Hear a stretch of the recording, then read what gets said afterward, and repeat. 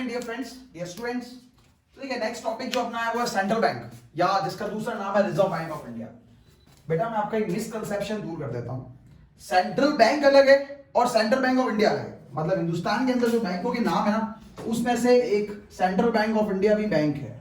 आप चाहो तो चेक कर सकते हो गूगल पे, सेंट्रल बैंक ऑफ इंडिया।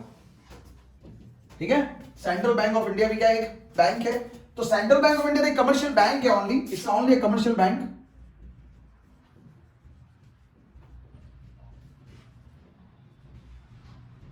जबकि जो सेंट्रल बैंक है उसको किसको बोलते हैं? आरबीआई को बोलते हैं, रिजर्व बैंक ऑफ इंडिया को बोलते हैं। तो देखिए इसका नाम ही क्या है बेटा? Central bank. तो इसका नाम सेंट्रल क्यों है? इसकी ऑफिस क्या देश के बीच में है? नहीं नहीं नहीं नहीं, इसका नाम सेंट्रल इसलिए है कि ये क्या करता है? सेंट्रली इकोनॉमी को कंट्रोल करता है। क्या करता है बेटा? ये कंट्रोल इकोनॉमी, जो हमारी पूरी इकोनॉमी है देश की, इकोनॉमी है देश की, उसको क्या करता है बेटा? ये कंट्रोल करता है। इसके लिए इसका क्या नाम हो गया? Central bank of India. इसका दूसरा क्या नाम है? Reserve bank of India. Reserve, अभी मैंने बताया था, रिजर्व मतलब वो जगह जहां पे पैसे को सेव किया जा सकता है, रखा जा सकता है। रिजर्व मतलब पूरे बैंक को रिजर्व बढ़ाती है वो, ठीक है ना? Reserve bank of India. RBI को कंट्रोल करने के लिए इंडिया में एक एक्ट पास हुआ था, एक कानून पास हुआ था, जिसका नाम था आरबीआई एक्ट 1934। क्या था बेटा? RBI act 1934। एक जनरल नॉलेज का क्वेश्चन है जो मैं आपसे जनरली पूछना चाहता हूं, who is the governor of RBI? RBI का गवर्नर कौन सा है? इसी क्वेश्चन को मैं दूसरे फॉर्म में पूछता हूं, हु साइन द नोट्स? आपके नोट्स कौन साइन करता है? तो बेटा प्रेजेंटली कौन है आरबीआई का गवर्नर? ये आप मुझे कमेंट बॉक्स के अंदर बताएंगे, नहीं तो मैं आपको नेक्स्ट क्लास के अंदर बताने वाला हूं, ठीक है ना? तो अभी आप मुझे बताएंगे आरबीआई का गवर्नर कौन है, वो कमेंट बॉक्स के अंदर। तो बेटा सेंट्रल बैंक का दूसरा क्या नाम है? Reserve bank. और इसको इंडिया के अंदर अपेक्स बैंक भी बोला जाता है। This is the apex bank for all commercial banks. This is the apex bank for all commercial bank. Apex bank भी इसको बोला जाता है। ये जो अपेक्स बैंक वर्ड है ना, इसके अंदर लोग कंफ्यूज होते हैं। एक क्वेश्चन पूछा गया था एग्जाम के अंदर, जिसके अंदर बेटा क्वेश्चन ये था हमारा, which one is the apex bank, which one is the apex bank for RRBs, which one is the apex bank for RRB? तो आरआरबी का अपेक्स बैंक कौन है बेटा? आरआरबी का अपेक्स बैंक है नाबार्ड। कौन है बेटा?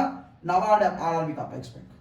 नाबार्ड जो हमारे रूरल डेवलपमेंट के अंदर बैंक को बनाया जाता है, उसको क्या बोलते हैं? नाबार्ड है। नाबार्ड क्या है बेटा? आरआरबी का अपेक्स बैंक है। आरआरबी मतलब रीजनल रूरल बैंक। गांवों के अंदर जो बैंकें खुली रहती है उनको बोलते हैं आरआरबी, रीजनल रूरल बैंक। उसका अपेक्स बैंक कौन है? नाबार्ड है। और कमर्शियल बैंक का अपेक्स बैंक कौन है बेटा? वो आरबीआई है। तो एग्जाम में क्वेश्चन पूछा जा चुका है पहले सीबीएसई के द्वारा कि which one is the apex bank for RRB, और लोग लिख के आ गए थे अपने रिजर्व बैंक ऑफ इंडिया, जो कि पूरा अच्छी तरह से गलत हो गया था।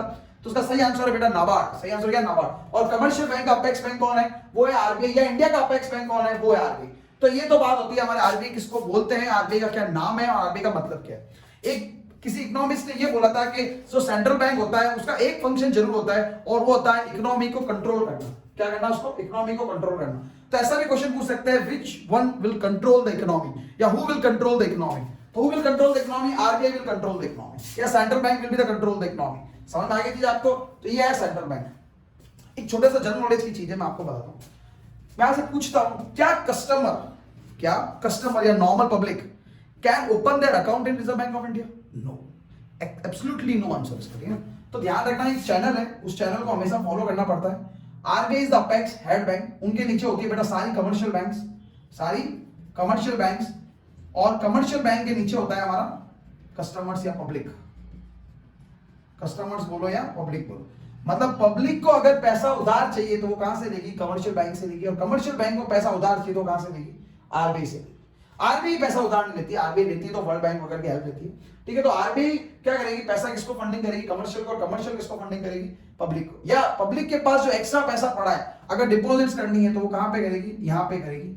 और अगर कमर्शियल बैंक को डिपॉजिट करना है तो वो कहां पे करेगा? आरबीआई के पास करेगा। समझ में आ गया? डायरेक्टली कभी भी कस्टमर आरबीआई के पास नहीं जा सकता। आरबीआई और पब्लिक के बीच में कभी भी डायरेक्ट इंटरेक्शन नहीं होता है, हमेशा ही इनडायरेक्ट इंटरेक्शन होता है, रूटेड थ्रू कमर्शियल बैंक। किसके रूट होता है? कमर्शियल बैंक के द्वारा रूट होता है। समझ में आ गई चीज? कभी भी ये आके अकाउंट नहीं खोलेंगे, ये जाके इसको फंडिंग नहीं करेगी। Okay, clear? तो सर आरबीआई का फिर काम क्या है? आरबीआई का सिर्फ कमर्शियल बैंक की बात ही करती है, छोटे लोगों से बात नहीं करती है, ऐसा नहीं। आरबीआई के बहुत सारे काम है इकोनॉमी को कंट्रोल करने ना। सबसे पहला काम है बेटा इशूइंग नोट्स। ये वर्ड थोड़ा सा टेक्निकल है, इशूइंग नोट्स को इशू करना। मेरा क्वेश्चन है, who will issue the coins? Coins कौन इशू करता है? क्योंकि सर आपने तो वर्ड्स नोट ही लिखा है, इशूइंग करेंसी तो नहीं लिखा है वर्ड्स। इशूइंग करेंसी नहीं लिखा है वर्ड्स, मैंने क्या लिखा है, इशूइंग नोट्स लिखा है। तो एकदम सही बात है बेटा, नोट कौन इश्यू करता है, आरबीआई इश्यू करता है, लेकिन कोइंस कौन इश्यू करता है, कोइंस आरबीआई नहीं करता है, मिनिस्ट्री ऑफ फाइनेंस करता है। कौन करता है, मिनिस्ट्री ऑफ फाइनेंस करता है। एक नोट ऐसा है जो आरबीआई इश्यू नहीं करती है, वो कौन सा नोट है, वो है ₹1 का नोट, ₹1 का नोट। ₹1 का जो नोट है और जो कोइंस है वो कभी भी आरबीआई इश्यू नहीं करती। उसके अलावा सारे नोट 10 का हो, 20 का हो, 50 का हो, 100 का हो, 500 का हो, 2000 का हो, सारे के सारे नोट कौन इश्यू करता है बेटा, वो reserve bank of India issue करते हैं। आपको विश्वास नहीं हो तो नोट ओपन करके देख सकते हो, उसके अंदर साइन किसके होते हैं, गवर्नर के होते हैं। और कभी भी आप ₹1 का नोट ओपन करके देखोगे तो उसके अंदर साइन किसके होंगे, मिनिस्ट्री ऑफ फाइनेंस के होंगे। तो पहला फंक्शन तो बहुत सिंपल है बेटा, नोट को इश्यू करना। नोट इश्यू करने में कोई बड़ी बात नहीं है। क्या अपनी मर्जी से नोट इश्यू कर सकती है, ऐसा नहीं कि अपनी मर्जी से करेगी, उसके लिए एक गोल्ड स्टैंडर्ड कंसेप्ट है। मतलब आरबीआई को क्या करना पड़ता है, मिनिमम रिजर्व सिस्टम फॉलो करना पड़ता है। आरबीआई को क्या करना पड़ता है बेटा, मिनिमम रिजर्व सिस्टम फॉलो करना पड़ता है। आरबीआई को क्या करना पड़ता है, मिनिमम रिजर्व सिस्टम फॉलो करना पड़ता है। मिनिमम रिजर्व सिस्टम का मतलब क्या होता है, रिजर्व बैंक ऑफ इंडिया को वर्ल्ड बैंक के पास ले जाके कुछ गोल्ड रखना होता है और उस गोल्ड के बदले में वो क्या कर सकते हैं, करेंसी इश्यू कर सकते हैं। वो क्या कर सकते हैं बेटा, करेंसी इश्यू कर सकते हैं। मतलब ये नोट इश्यू करने से पहले रिजर्व बैंक ऑफ इंडिया को वर्ल्ड बैंक के पास क्या रखना पड़ेगा, गोल्ड रखना पड़ेगा सिक्योरिटी के फॉर्म में। नहीं तो आरबीआई क्या करेगी, नोट ही नोट इश्यू कर देगी और सबके पास नोट हो जाएगा, तो करेंसी क्या हो जाएगी, उनकी डी वैल्यू हो जाएगी या करेंसी की वैल्यू क्या हो जाएगी, खराब हो जाएगी। इसलिए कभी भी ऐसा नहीं करने देते, पूरी वर्ल्ड की इकोनॉमी इस चीज को अलाउ नहीं करेगी। सेकंड फंक्शन है बेटा बैंकर्स टू गवर्नमेंट। सिर्फ गवर्नमेंट को क्या लेना देना, तो देखिए मैं बताता हूं गवर्नमेंट को क्या लेना देना। गवर्नमेंट क्या करती है, हर साल एक बजट निकालती है। गवर्नमेंट क्या करती है बेटा, हर साल एक बजट निकालती है। बजट क्या होता है पता है ना आपको, हमेशा 28 फरवरी के दिन बजट इश्यू किया जाता है। तो जो बजट निकालती है, और बजट को पढ़ता कौन है, हमारा फाइनेंस मिनिस्टर पढ़ता है। कौन पढ़ता है बजट को, स्पीच कौन करता है बजट का, फाइनेंस मिनिस्टर करता है। तो मेरा सेकंड जनरल नॉलेज का क्वेश्चन है, वो आप कमेंट बॉक्स में बताओगे बेटा, who is the finance minister of India. दो क्वेश्चन मैंने आपसे पूछ लिए हैं, who is the governor of India and who is the finance minister of India. आप बताओगे, नहीं तो नेक्स्ट वीडियो के अंदर मैं बताने वाला हूं, लेकिन आप खुद मुझे गूगल करके या कैसे भी करके अपना जनरल नॉलेज से कमेंट बॉक्स में लिखिए, who is the governor of RBI and who is the finance minister of RBI. तो मुझे एक बात बताता हूं आपको बेटा, जो ये गवर्नमेंट बजट इश्यू करती है, तो बजट में क्या होता है, बजट इज एनुअल स्टेटमेंट, हर साल इश्यू किया जाता है, जिसके अंदर पैसा रिसिप्ट कहां से आने वाला है और पैसा खर्च कहां से होने वाला है, उनकी डिटेल्ड समरी होती है, ठीक है ना, वो होता है बजट। इट्स एनुअल स्टेटमेंट जो कि किया जाता है अपने फाइनेंस मिनिस्टर के द्वारा। उस बजट के अंदर हमको क्या हो सकता है, लॉस भी हो सकता है। मतलब जब हम पैसे को खर्च कर रहे हैं तो पैसा हम रिसिप्ट से ज्यादा खर्च कर सकते हैं, उस लॉस को हम क्या बोलते हैं, डेफिसिट। क्या बोलते हैं, डेफिसिट, लॉस, कमी, ठीक है ना। डेफिसिट का मतलब है जब आपके एक्सपेंडिचर रिसीट से ज्यादा हो जाते हैं तो उसको हम क्या बोलते हैं बेटा, डेफिसिट बोलते हैं।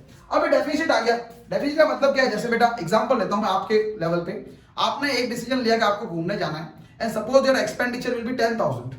आपने सोच लिया घूमने जाना है, 10,000 रुपए खर्च करने।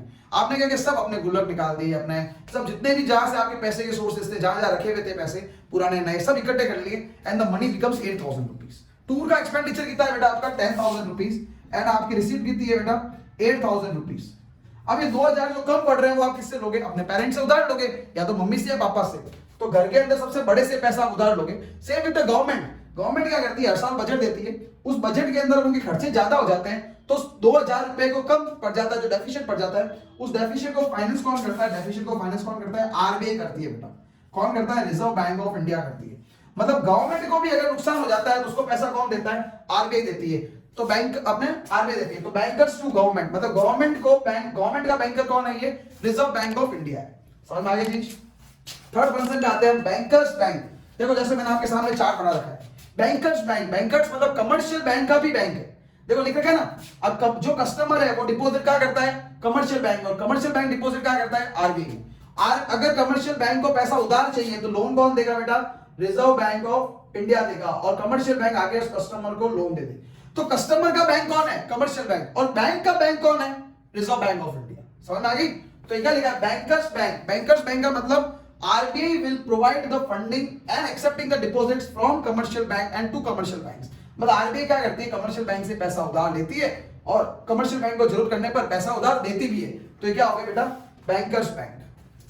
समझ में आ गया तीनों ऑप्शन। पहला इशूइंग नोट्स, नोट्स पे आपको क्या ध्यान रखने वाली बात है कि कोइन और ₹1 का नोट इश्यू नहीं करती है, सिर्फ बाकी नोट्स करती है। और नोट इश्यू करने के लिए उनको मिनिमम रिजर्व सिस्टम फॉलो करना होता है। लिख दिया मैंने, मिनिमम रिजर्व सिस्टम फॉलो करना होता है जो कि गोल्ड के बेसिस होता है। सेकंड है बैंकर्स टू गवर्नमेंट, जब भी डेफिसिट फाइनेंसिंग आ जाएगी उसको फंडिंग कौन करेगा, रिजर्व बैंक ऑफ इंडिया। उसको हमने क्या बोल दिया, बैंकर्स टू गवर्नमेंट। तीसरा बेटा bankers to bank. Bankers bank का मतलब ये कमर्शियल बैंक को अगर जरूरत पड़ती है पैसों की तो कौन देगा? Reserve bank of India. ये क्या हो गया हमारा? Bankers to bank. अगला है टॉपिक बेटा lender of last resort. Lender का मतलब पैसा उधार देने वाला। लेंडर का क्या मतलब होता है? पैसा उधार देने वाला। Who will finance, who will finance, उसको क्या बोलते हैं? लेंडर, उधार देने वाला। और लास्ट रिसोर्ट, लास्ट का मतलब क्या है? अब देखो जैसे यार की बनाई है मैंने, जानबूझ के यार की बनाई थी। कस्टमर को पैसा उधार चाहिए, किसके पास जाएगा? कमर्शियल बैंक के पास। कमर्शियल बैंक को पैसा उधार चाहिए, किसके पास जाएगा? रिजर्व बैंक ऑफ इंडिया के पास। गवर्नमेंट को पैसा उधार चाहिए, किसके पास जाएगा? रिजर्व बैंक ऑफ इंडिया के पास। तो आरबीआई एक लास्ट पूल, एक लास्ट जगह है, लास्ट रिसोर्ट है जहां पे सब लोग पैसा मांगने के लिए जाते हैं, जहां पे सब लोग पैसा मांगने के लिए जाते हैं। तो RBI is the last lender of last resort, मतलब वो लास्ट जगह है इंडियन इकोनॉमी की जहां से पैसा उधार आ सकता है, जहां से पैसा उधार आ सकता है। लास्ट जगह है जहां से पैसा उधार आ सकता है। समझ में आ गई चीज? क्लियर विघ्न? तो ये चारों फंक्शन हो गए हमारे। पांचवा फंक्शन है बेटा custodian of foreign exchange. Foreign exchange, foreign exchange क्या होता है? फॉरेन एक्सचेंज का मतलब जो भी हमारी फॉरेन करेंसी है, जो भी हमारी फॉरेन करेंसी है, may be dollar, may be pound sterling. पहली फॉरेन करेंसी जिसके अंदर कंट्री के हमारे रुपीस को इक्विवेलेंट किया गया था वो पाउंड स्टर्लिंग थी, डॉलर नहीं थी। लोग गलत करके आते हैं, वो डॉलर थी, वो पाउंड स्टर्लिंग थी। वो पहली करेंसी थी जिसके अंदर हमारे रुपीस को पैकिंग किया गया था। ठीक है, वैसे फॉरेन एक्सचेंज के अंदर पढ़ाने वाला हूं। तो कस्टोडियन ऑफ फॉरेन एक्सचेंज, जो ये कस्टडी होती है, जो डॉलर है, जो अपने पाउंड स्टर्लिंग है, जो दिनार है, इन सबको संभाल के कौन रखेगा? इन सबको संभाल के रखने को या इन सबको हैंडलिंग करने की पावर किसके पास होती है? आरबीआई के पास होती है। सर अभी आपने बोला कि कस्टमर तो आरबीआई जा ही नहीं सकता, तो फिर वो पैसा कस्टमर के पास जो है फॉरेन एक्सचेंज, वो आरबीआई के पास कैसे जाएगा? तो सिस्टम ये नहीं होता है। सिस्टम क्या होता है? कस्टमर तो कमर्शियल बैंक को देता है, पर कमर्शियल बैंक एक पीरियोडिक इंटरवल के साथ क्या करती है? आरबीआई को इंटीमेट करती है और उसके साथ साथ आरबीआई के पास भेज भी देती है पैसे को। जैसे मनी चेंजर वगैरह के पास जाते हैं तो अल्टीमेटली परमिशन कहां से आती है? रिजर्व बैंक ऑफ इंडिया से आती है। अगर बाय द वे आपको या आपके किसी फैमिली मेंबर को अब्रॉड का टूर करना होता है और आप लोगों को करेंसी चेंज करवानी होती है, मे बी डॉलर चाहिए, मे बी पाउंड चाहिए, तो जो आप अभी अगर उसको परमिशन लेटर को पढ़ोगे ना, तो परमिशन लेटर के अंदर लिखा था आरबीआई की परमिशन पे। तो जो काम होता है वो आरबीआई की परमिशन से होता है, ऐसे नहीं होता है। तो आप में से कस्टोडियन क्या होता है? आपका foreign exchange is the custodian.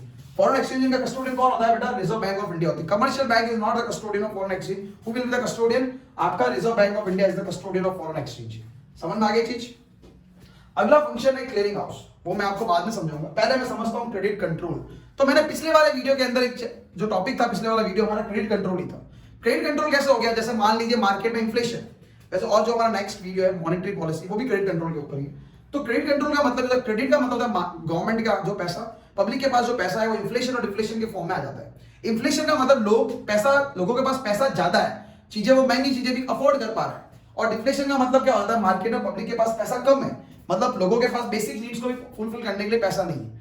तो आरबीआई क्या करती है? जैसे आरबीआई को लगा कि भाई पब्लिक के पास पैसा नहीं है, तो आरबीआई क्या करेगी? अपना रिजर्व क्या कर देगी? डाउन। रिजर्व मतलब हमको पैसा, आरबीआई का खुद का पैसा क्या कर देगी? कम।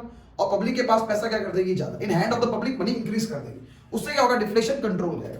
Reverse back, suppose that there is inflation. Inflation का मतलब कि ऑलरेडी पब्लिक के पास पैसा ज्यादा है तो क्या करेगी? चीजों की कॉस्ट महंगी हो सकती है, इसलिए आरबीआई क्या करेगी? ऐसे सिस्टम बनाएगी, ऐसे टूल्स यूज करेगी जिसकी वजह से रिजर्व्स क्या होंगे? इंक्रीज। जब रिजर्व इंक्रीज होंगे तो मार्केट में, इकोनॉमी में पैसा क्या हो जाएगा? स्लो। तो इन्फ्लेशन क्या हो जाएगा? कंट्रोल। तो आरबीआई क्या करती है? इन्फ्लेशन और डिफ्लेशन को कंट्रोल करने के लिए काम करती है। क्रेडिट कंट्रोल का बेसिकली मतलब हो गया इन्फ्लेशन या डिफ्लेशन को कंट्रोल करना। इन्फ्लेशन और डिफ्लेशन को कंट्रोल करना क्या कहलाता है? आपका क्रेडिट कंट्रोल कहलाता है। तो इसके अंदर एक फंक्शन बच गया है, वो है क्लियरिंग हाउस। तो मैं आपको क्लियरिंग हाउस अच्छे से समझाने वाला हूं। तो क्लियरिंग हाउस समझते हैं क्या है? क्लियरिंग हाउस यूज का आता है, पहले तो वो समझना है हमको, और दूसरा इसका मीनिंग क्या है क्लियरिंग हाउस का, या क्लियरिंग हाउस का सेटअप क्यों किया जाता है। देखिए बहुत सिंपल है बेटा समझना, ठीक है? ये है हमारे राहुल जी, ये हमारे राहुल जी, ठीक है? राहुल का जो अकाउंट है वो कौन सी बैंक में? स्टेट बैंक ऑफ इंडिया में है। कौन सी बैंक में बेटा? स्टेट बैंक ऑफ इंडिया के अंदर है। और उन्होंने चेक दिया है अभिषेक जी को, उन्होंने चेक दिया है अभिषेक को। क्या दिया है बेटा? चेक। कौन से फॉर्म में पैसा दिया है? चेक के फॉर्म में। कौन से फॉर्म में दिया है? चेक के फॉर्म में। और अभिषेक जी का अकाउंट है वो है आईसीआईसीआई बैंक। वो कौन सा बैंक है? ICICI. This is the nationalised bank, this is the private sector bank. जानबूझ के मैंने एक नेशनलाइज्ड का लिखा है और एक प्राइवेट सेक्टर का लिखा है। ये दो नेशनलाइज्ड भी हो सकती है, दोनों प्राइवेट सेक्टर भी हो सकती है, ठीक है ना? तो हमारा राहुल जी का अकाउंट है एसबीआई और ये अकाउंट है आईसीआईसीआई। अब राहुल जी ने चेक दिया है, तो चेक के ऊपर साइन कौन करेगा? राहुल ही करेगा, मतलब एसबीआई का चेक होगा बकायदा। जैसे चेक होगा, ये चेक के अंदर यहाँ एसबीआई होगा, स्टेट बैंक ऑफ इंडिया होगा, ठीक। अब अभिषेक क्या हुआ? ये चेक लेके आईसीआईसीआई बैंक में गया। अभिषेक क्या करेगा? खुद की बैंक के पास जाएगा, वो गया आईसीआईसीआई बैंक के पास चेक लेके। और आईसीआईसी बैंक को बोलता है, मान लीजिए चेक है जो 10,000 रुपए का, कि साहब ये चेक पकड़ो और मुझे 10,000 रुपए दे दीजिए, you will take the cheque and give me 10,000 rupees.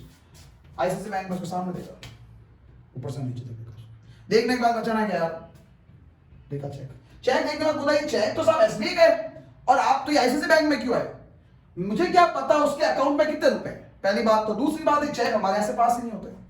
तो वापस अभिषेक ने फोन किया राहुल के साथ, ये चेक तो चल ही नहीं रहे। तो राहुल ऐसे अगर चलता रहेगा तो जो अलग अलग बैंक के जो ट्रांजेक्शन है वो कैसे होंगे, तो इसके लिए आरबीआई ने इंटरवेंट किया। आरबीआई क्या बोलती है, तुम चेक को एक्सेप्ट करो, और आईसीआईसी बैंक को क्या बोला, क्लियरिंग हाउस को ये चेक भेज दे। किसको भेज दे बेटा, क्लियरिंग हाउस को भेज दे। किसको भेजना है, क्लियरिंग हाउस को। ये क्लियरिंग हाउस का कंट्रोल कौन करता है, रिजर्व बैंक ऑफ इंडिया करता है। क्लियरिंग हाउस के पास राइट्स होते हैं कि वो सारी की सारी बैंक के सारे अकाउंट को चेकअप कर सकता है या वो डिटेल मंगवा लेता है। तो वो क्या करेगा, क्लियरिंग हाउस बेसिकली चेक बोलेगा एसबीआई को कि ये चेक तू क्लियर कर दे, अगर अकाउंट में बैलेंस है और बाकी सारे इंस्ट्रूमेंट्स के नेगोशिएबल इंस्ट्रूमेंट के हिसाब से सब कुछ क्लियर है। मैंने आपको बताया था बैंकिंग के अंदर नेगोशिएबल इंस्ट्रूमेंट एक्ट 1881 काम आता है, वो यहीं पे काम आ रहा है। ये नेगोशिएबल इंस्ट्रूमेंट है, इसको कंट्रोल करने के लिए एक्ट काम आ रहा है। वो क्या करेगा, क्लियरिंग हाउस एसबीआई को पूछेगा कि साहब क्या ये चेक का पैसा दे दूं, एसबीआई बोलेगा ठीक है दे दे, ओके कर देगा, कंफर्मेशन दे देगा।